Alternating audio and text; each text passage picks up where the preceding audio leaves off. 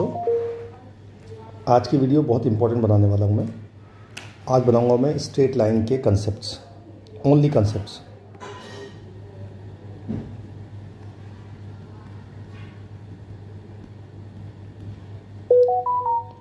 और मैं बेसिक से लेके जेई मेंस एडवांस तक जाऊँगा। ओके, तो सबसे पहले बात करते हैं 10th क्लास में। हमारे पास 10th क्लास में 2 फॉर्मूले हुआ करते थे, 3 फॉर्मूले। पहला पॉइंट अगर x1 y1 है, दूसरा पॉइंट x2 y2 है और मुझे निकालनी है डिस्टेंस बिटवीन 2 पॉइंट्स, तो फॉर्मूला होता है x1 minus x2 whole square plus y1 minus y2 whole square. अच्छा, इसमें मैं x2 y2 को इंटरचेंज कर सकता हूँ। मतलब अगर मैं चाहूँ that is also equal to x2 minus x1 whole square और plus y2 minus y1 whole square, ऐसा भी एक ही बात है। तो ये पहला फॉर्मूला डिस्टेंस फॉर्मूला हुआ। दूसरा फॉर्मूला था सेक्शन फॉर्मूला। अगर एक पॉइंट A है, ये है x1 y1, और एक पॉइंट अगर B है, लेट अस से x2 y2, और एक पॉइंट C है जो इसको m1 रेशो m2 में डिवाइड कर रहा है, तो इसको बोलते हैं इंटरनल डिवीज़न।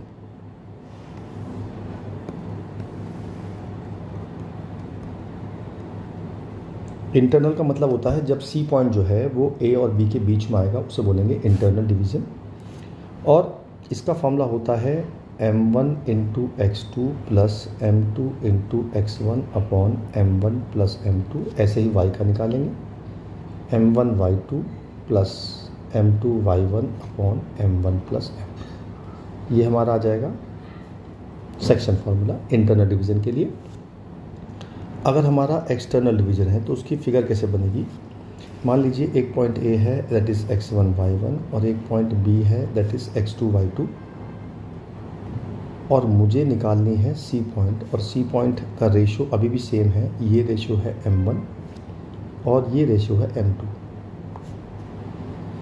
फॉर्मूला बिल्कुल सेम है, बस फ़र्क इतना है कि आपको ऊपर नीचे माइनस लगाना है, यानी कि m1 x2 minus m2 x1 upon m1 minus m2 और m1 y2 minus m2 y1 upon m1 minus m2। इसे कहते हैं सेक्शन फार्मूला। और एक बात और, अगर आपको सपोज करो A पॉइंट भी गिवन है और B पॉइंट भी गिवन है और C पॉइंट भी गिवन है और आपको रेशो निकालनी है, तो उस केस में आप रेशो को K रेशो 1 मानेंगे तो आपको आसान पड़ेगा, क्योंकि हमें केवल K की वैल्यू निकालनी पड़ेगी। मान लीजिए K की वैल्यू आ गई 1/2, तो आपकी रेशो हो जाएगी 1:2। और मान लीजिए K की वैल्यू आ गई माइनस के 3/2, तो आप कह देंगे कि C point is dividing A and B externally, क्योंकि माइनस आया इसलिए, और रेशो हो जाएगी 3:2। ठीक। Third formula area of triangle.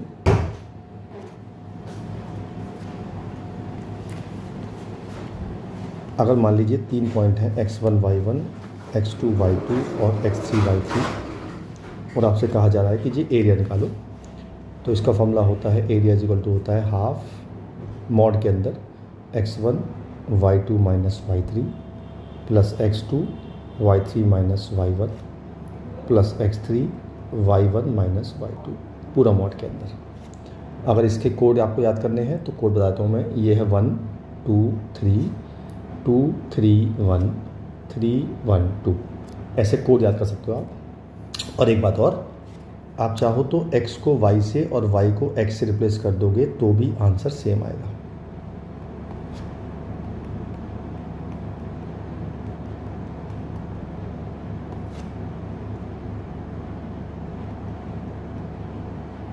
तो इन दोनों का आंसर सेम आएगा बिकॉज दोनों ही एरिया ऑफ ट्रायंगल हैं।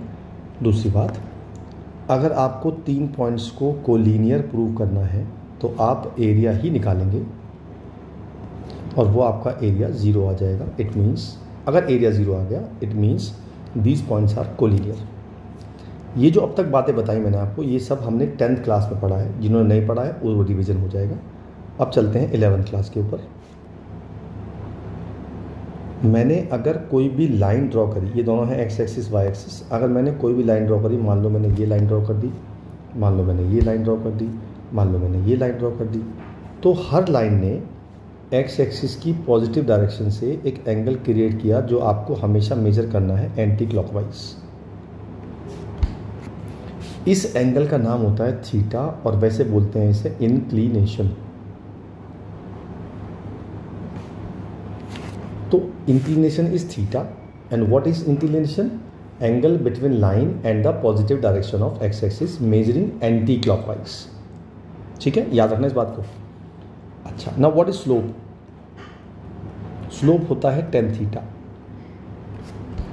तो मान लीजिए हमारा थीटा 45 डिग्री है, तो मेरा इसका स्लोप हो जाएगा tan 45 यानी कि 1 वैल्यू हो जाएगी, तो स्लोप मेरा 1 हो गया।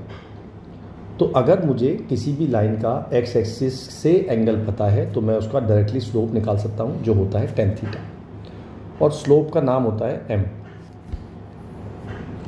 अच्छा, स्लोप निकालने का एक तरीका और है। अगर मान लो आपको एक ही लाइन पे 2 पॉइंट गिवन है और आप चाहते हैं मैं इसका स्लोप निकाल दूं, तो इसका भी डायरेक्ट फॉर्मूला होता है और वो होता है y2 minus y1 upon x2 minus x1। इससे हम किसी भी लाइन का स्लोप निकाल सकते हैं। इट मीन्स स्लोप निकालने के हमारे पास 2 तरीके हो गए। पहला tan थीटा से, अगर हमें थीटा पता हो, और याद रखिएगा theta is the angle between positive direction of x axis and the line and measuring anti clockwise.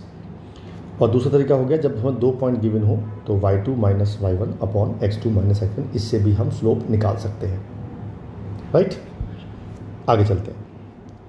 अगर हमारे पास 2 लाइन है और उन दोनों लाइन पैरेलल हैं, तो जब लाइंस पैरेलल होंगी तो दोनों के स्लोप्स आपस में हमेशा इक्वल होते हैं। अगर 2 लाइन परपेंडिकुलर हैं तो उनके स्लोप्स का मल्टीप्लाई -1 होता है। मैं कह दूं कि अगर इस लाइन का स्लोप 3 है तो आपको ये बात क्लियर हो जानी चाहिए कि इसका स्लोप -1/3 आएगा। अब अगर कोई लाइन ना तो पैरेलल हो और ना ही परपेंडिकुलर हो, कोई और एंगल बनाए अल्फा, मान लो ये this is angle is alpha and slope of this line is m1 and slope of this line is m2। तो एक फॉर्मूला होता है tan alpha is equal to m2 minus m1 upon 1 plus m1 m2 mod के अंदर। इससे हम 2 काम कर सकते हैं, या तो हम 2 लाइन के बीच में एंगल को निकाल सकते हैं, या हम ऐसा भी कर सकते हैं कि सपोज करो एक स्लोप उसने दे दिया और एंगल दे दिया, तो हम सेकेंड लाइन का स्लोप निकाल सकते हैं। लेकिन यहाँ पे आप एक बात याद रखिएगा, अगर आपको एंगल दिया है और एक स्लोप दिया है और सेकंड स्लोप निकालना है, तो जब आप इसका मॉड हटाएंगे तो tan अल्फा की वैल्यू को आप प्लस माइनस लेंगे। That keep in mind. मतलब अगर मुझे m2 निकालना है और m1 गिवन है तो m2 की 2 वैल्यू आएंगी, एक प्लस tan अल्फा से और एक माइनस tan अल्फा से। ठीक है जी, चलिए ये हुआ स्लोप का टॉपिक। आगे चलते हैं। Now equation of line.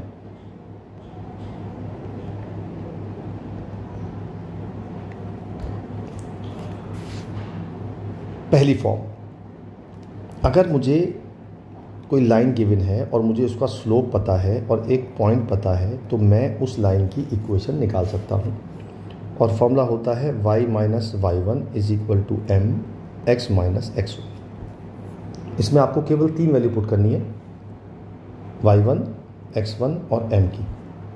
क्योंकि कोई भी इक्वेशन होगी उसकी जो फॉर्म होती है जनरल फॉर्म, वो होती है ax plus by plus c is equal to 0। इसमें या तो a 0 हो सकता है या b 0 हो सकता है, दोनों एक साथ 0 नहीं हो सकते, एंड c कभी भी 0 हो सकता है। ठीक है, तो जब भी कोई इक्वेशन की लाइन की इक्वेशन आएगी तो हमेशा वो x और y की फॉर्म में ही आएगी। ठीक है, चलिए जी आगे चलते हैं। सेकेंड इक्वेशन, अगर हमें एक ही लाइन पे 2 पॉइंट गिवन हो तो भी हम डायरेक्टली स्लोप निकाल सकते हैं। कैसे?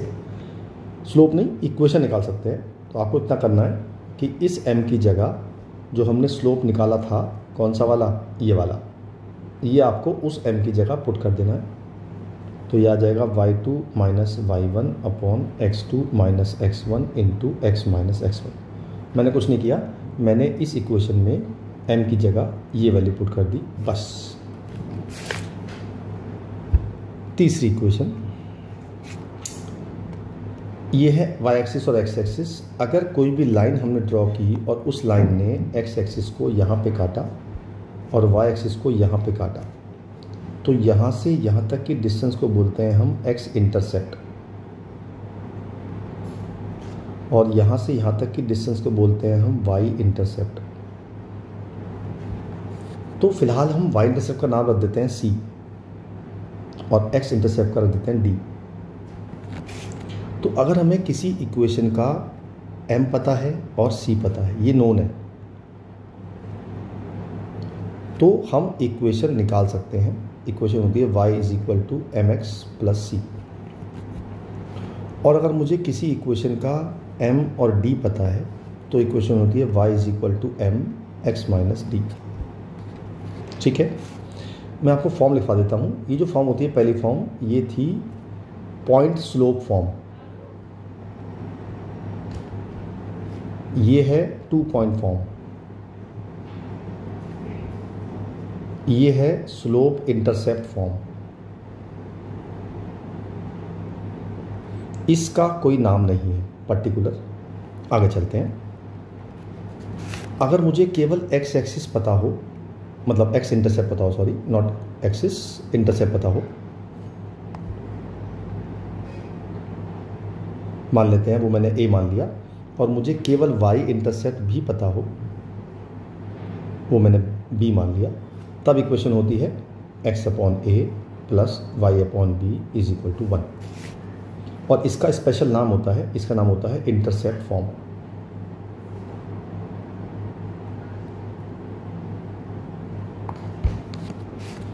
चलिए जी, पांचवी इक्वेशन।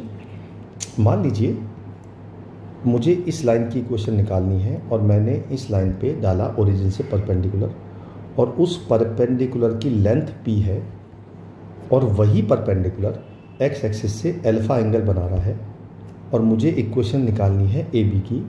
तो ए बी की इक्वेशन होती है x cos alpha plus y sine alpha is equal to p।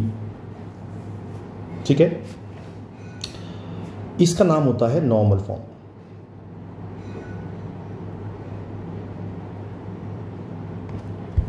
ठीक, आगे चलते हैं। ये हो गई सारी इक्वेशन जो आपके 11th क्लास के सीबीएसई या किसी भी बोर्ड में है। अभी हम फिलहाल बोर्ड पढ़ रहे हैं, इसके 5 मिनट बाद हम जेई शुरू करेंगे। अगला फॉर्मूला होता है distance of a point to a line.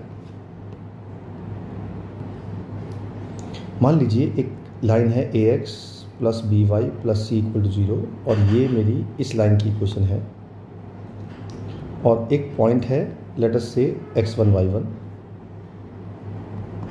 और मुझे इस पॉइंट से इस लाइन की डिस्टेंस निकालनी है, यानी कि I want to find out A B.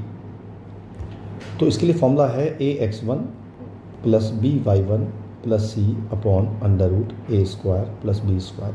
Mod के अंदर ये होता है distance of a point to a line. Next formula है जब दो लाइन पैरेलल होंगी। मान लीजिए एक इक्वेशन है a x plus b y plus c one equal to 0, एक है a x plus b y plus c two equal to 0। अब मुझे पता कैसे चलेगा लाइन पैरेलल है? जब किसी दो लाइनों में ये चीज़ सेम हो तो समझ जाओ कि वो पैरेलल है, और मुझे निकालनी है इन दोनों के बीच की डिस्टेंस। तब फॉर्मूला होता है C1 minus C2 upon under root a square plus b square. ठीक है जी, तो अब तक जो पढ़ा हमने 7 फॉर्मूले थे और 10th क्लास का था, ये सब आपका 11th में काम आएगा। Now will start JEE. सबसे पहले जेई में आते हैं सेंटर्स।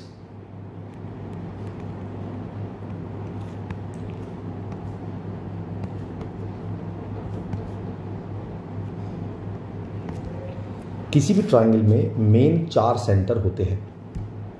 पहला सेंट्रॉइड,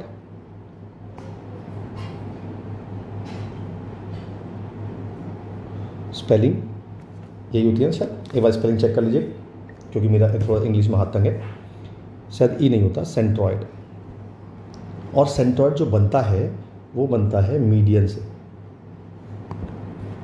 जैसे मान लो ये ट्रायंगल है, लेट अस से this is x1 y1, this is x2 y2, this is x3 y3। इसका मिड पॉइंट ये ले लिया मैंने ए बी सी। अगर मैं इसके मिड पॉइंट को मिलाऊंगा ऐसे, that is the mid point of B and C, इसके मिड पॉइंट को मिलाऊंगा इससे, तो इसके मिड पॉइंट भी इससे मिलेगा। इस पॉइंट को बोलते हैं सेंट्रॉयड। और इसका आपको डायरेक्ट फॉर्मूला याद करना है। फॉर्मूला होता है x1 plus x2 plus x3 upon 3 और y1 plus y2 plus y3 upon 3। ठीक है। सेकेंड होता है इन सेंटर। इन सेंटर बनता है एंगल बाइसेक्टर से। एग्जांपल ले लेते हैं। मान लीजिए ये एक ट्रायंगल है, इसके अंदर जो सर्कल बनेगा जो तीनों साइड को टच करेगा उसे बोलते हैं इन सर्कल, और इसके सेंटर को बोलते हैं इन सेंटर। और वो इन के बाइसेक्टर से बनता है, मतलब ये एंगल इसके इक्वल होगा और ये एंगल इसके होगा। लेट अस से x1 y1, x2 y2 और x3 y3। ये मैंने पॉइंट ए, ये पॉइंट बी, ये पॉइंट सी। अगर ये पॉइंट ए है तो इसके सामने वाली साइड ए होती है, इसके सामने वाली साइड बी होती है और इसके सामने वाली साइड सी होती है।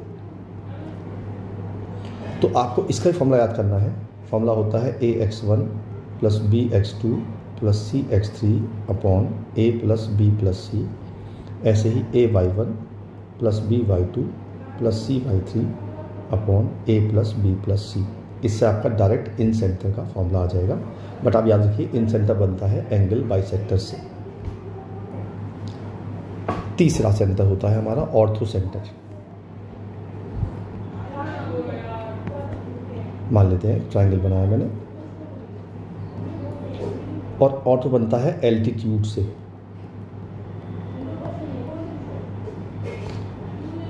मान लो मैंने ये ए, ये बी, ये सी, तो इसका बनाया परपेंडिकुलर BC पे और इससे बनाया परपेंडिकुलर AC पे।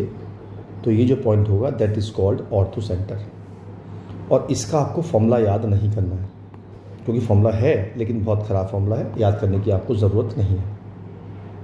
इसका आपको कंसेप्ट याद करना है। आपको इसको P मानना है, H और K। अब आप ये देख सकते हो कि जो PA है वो BC के परपेंडिकुलर है। इसका मतलब slope of PA into slope of BC should be equal to -1, क्योंकि बताया था मैंने आपको जब भी दो लाइन आपस में परपेंडिकुलर होंगी तो उनका स्लोप का मल्टीप्लाई -1 होगा। इसी तरह से slope of PB into slope of AC is equal to -1।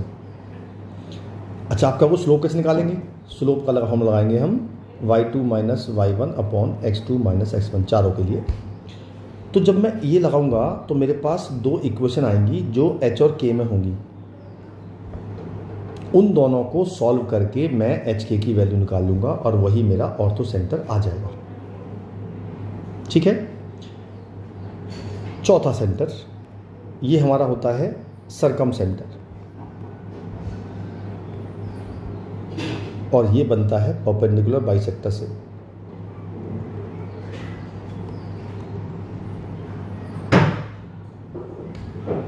मान लेते हैं मैंने एक ट्रायंगल लिया।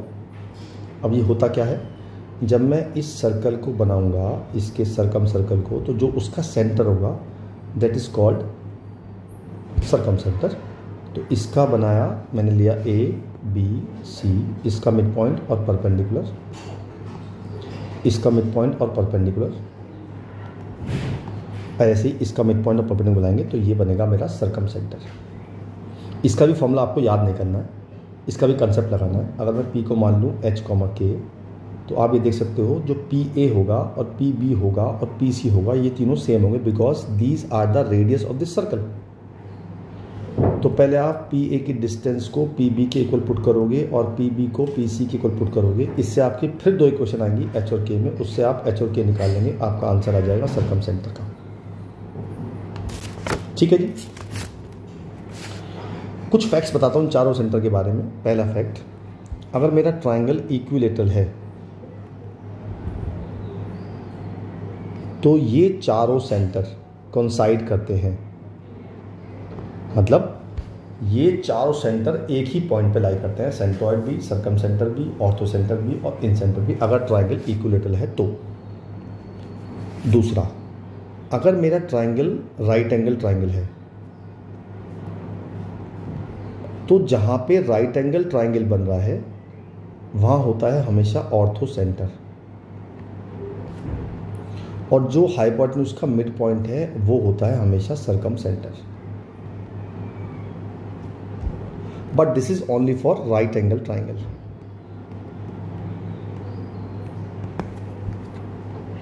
तीसरा फैक्ट, ये सब ट्रायंगल के लिए है। ऑर्थो सेंटर, सर्कम सेंटर, इन दोनों को जो मेरा सेंट्रॉइड होता है वो 2:1 में डिवाइड करता है। That is applied for all triangles. ठीक है जी, गॉट इट। चलिए जी, अब अगला कंसेप्ट लेते हैं। अगला कंसेप्ट है रोटेशन ऑफ एक्सिस।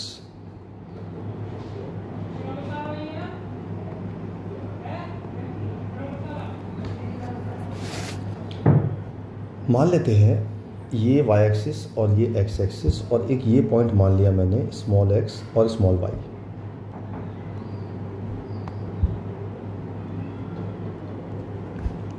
तो आप ये देख पाओगे कि उसमें एक्स तो ये डिस्टेंस होगी और वाई ये डिस्टेंस होगी। अब मैंने क्या किया, मैंने दोनों एक्सिस को रोटेट कर दिया अल्फा एंगल से, यानी कि जो नई वाई एक्सिस होगी वो ये वाली हो गई और जो नई एक्स एक्सिस होगी वो ये वाली हो गई। ये मैंने अल्फा एंगल से रोटेट कर दिया। अब इमेजिन करो जो पॉइंट मेरा एक्स वाई था, अब वो एक्स वाई नहीं बचेगा। क्यों? क्योंकि पहले एक्स तो ये था और वाई ये था, लेकिन अब जो पॉइंट आएगा उसमें एक्स ये होगा, उसे मान लिया मैंने कैपिटल एक्स, और वाई ये होगा क्योंकि मैं मेजर तो करूँगा ओरिजिन से ही। तो तब ये पॉइंट होगा कैपिटल एक्स और capital Y. These are the new points and the are the old points original. तो अगर आपको नए पॉइंट दिया हो और ओरिजिनल निकालना हो या ओरिजिनल दिया हो नया निकालना हो, आपको सिंपल एक याद करना है फॉर्मूला, और फॉर्मूला है मेरा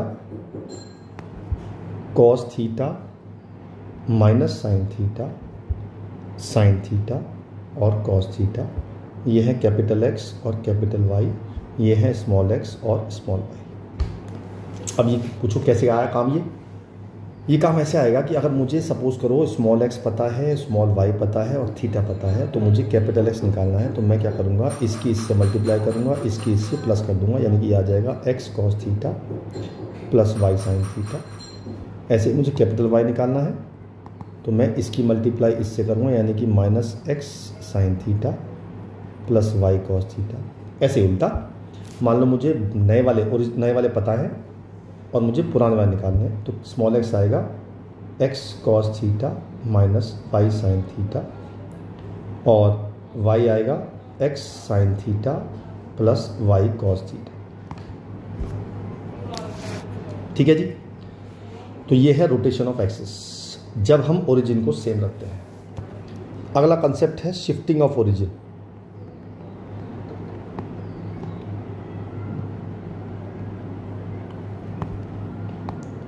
ये क्या है जी? मान लीजिए मेरे पास है ये एक्स एक्सिस वाई एक्सिस, और जैसे मैंने पहले लिया था स्मॉल एक्स स्मॉल वाई, ये मेरा ओरिजिनल पॉइंट हो गया। अब वो कहता है जी मैंने ओरिजिन को शिफ्ट कर दिया यहाँ पे, तो now new X axis is this one and new Y axis this one, और वो मेंशन करेगा कि मैंने एक्सिस को रोटेट नहीं किया है। तो ये पॉइंट है एच कॉमा के। अब जो पहले पॉइंट था एक्स स्मॉल वाई, उसमें ये था एक्स और ये था वाई। एच के हो गया तो एच ये हो गया और के ये हो गया। अब जो ये पॉइंट बन गया, ये बन गया कैपिटल एक्स कैपिटल वाई। तो उसमें ये x होगा और ये y होगा। तो आप ये देख पा रहे हो कि जो स्मॉल x है वो इसके और इसके सम के इक्वल है। It means small x is equal to x plus h, ऐसे ही small y is equal to capital Y plus k। बस एक ये फॉर्मूला है शिफ्टिंग ऑफ ओरिजिन का। अब आप कहो जी अगर वो ऐसा कर देगी जी शिफ्ट भी ओरिजिन कर दे और रोटेट भी कर दे, कोई बात नहीं, क्या करना है हमें बस इतना करना है, हमें इन दोनों को चेंज करना है। इसकी जगह आ जाएगा x, क्या लिखा है, इसकी वैल्यू आ जाएगी, मतलब मुझे x निकालना है तो x माइनस h आ जाएगा और यहाँ आ जाएगा y माइनस k, सेम यहाँ पे। और अगर ये निकालना होगा तो यहाँ आ जाएगा स्मॉल x प्लस h और स्मॉल y प्लस k। ठीक है, चलिए जी आगे चलते हैं। अगला कंसेप्ट लेते हैं हम इमेज और foot of the perpendicular.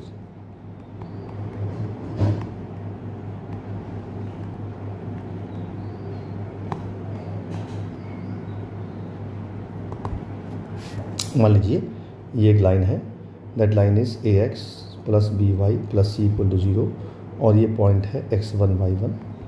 Let us से दिस इज ए पॉइंट। तो ये जो पॉइंट होगा इसे बोलते हैं फुट ऑफ द परपेंडिकुलर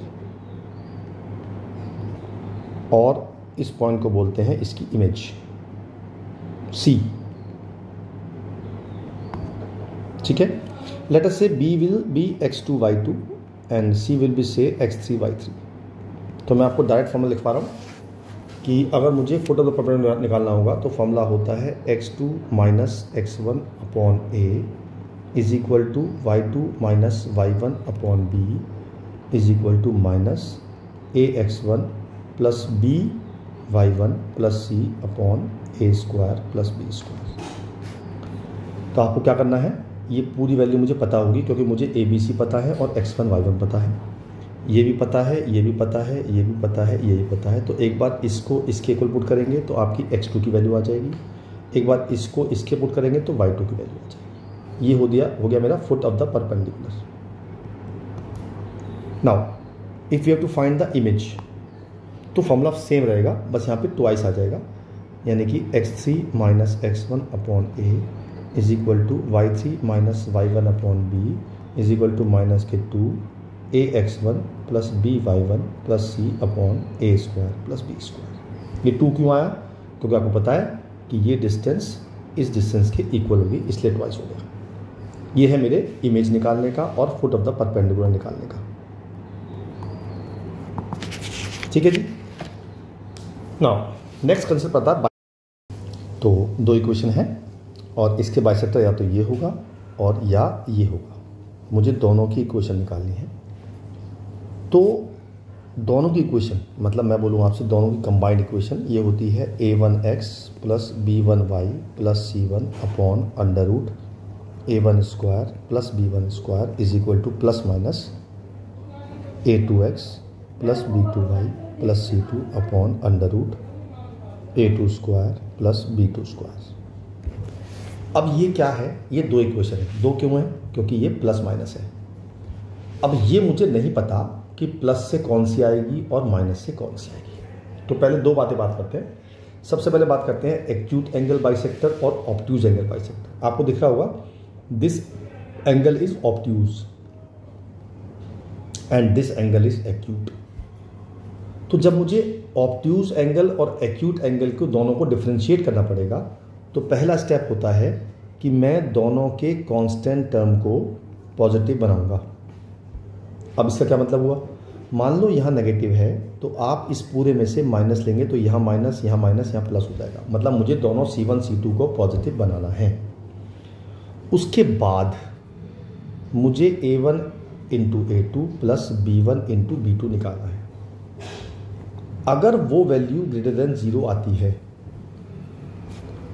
तो जो पॉजिटिव लेके आएगा वो आएगा ऑब्ट्यूज एंगल और नेगेटिव वाला लेके आएगा एक्यूट एंगल।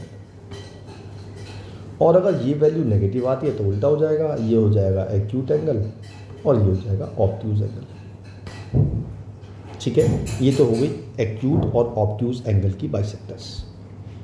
अब मैं आपसे ये बोलूं कि जी एक पॉइंट है x1 y1 और मुझे वो बाइसेक्टर के क्वेश्चन डालें जिसमें ये वाला पॉइंट होगा। इट मीन्स मुझे ये वाली इक्वेशन फाइंड करनी है, तो मैं कैसे फाइंड करूंगा? तो मैं क्या करूंगा, मैं पहले ये वाला पॉइंट इन दोनों इक्वेशंस में पुट कर दूंगा।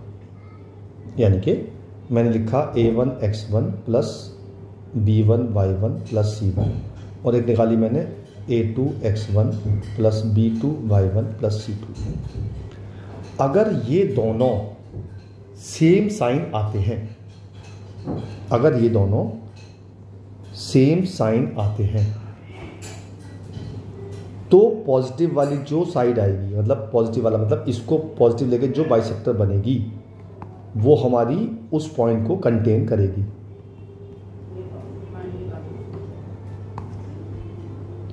और अगर ये दोनों अपोजिट साइड आएंगी, अपोजिट साइन, मैंने साइन लिख दिया SIGN,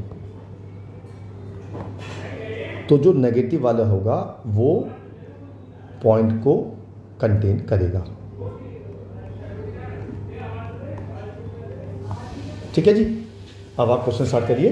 कोई बात दिक्कत आएगी तब बताइएगा। अगली वीडियो में फिर मिलते हैं। All the best.